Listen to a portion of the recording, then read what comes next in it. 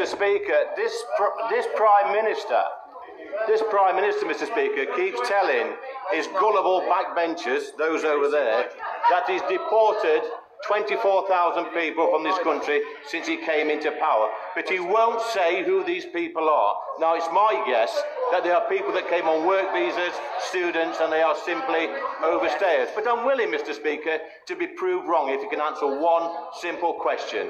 How many of these people that he's deported are failed asylum seekers that's come on small boats or on the back of lorries? Answer the question. Prime Minister.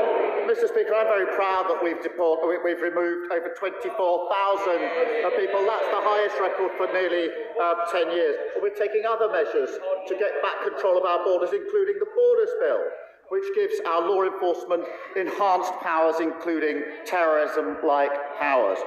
What did his party do? What did he do? He voted against them. And I'll tell you why he voted against them. Because they don't want to fix this problem, because it benefits them. It benefits them not to fix it.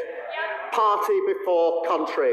It's very good he's standing in for the member for Clacton, I have to say. There was no sign of him yesterday at the EU Senate. He was the first through the E-gates, somewhere to south of France.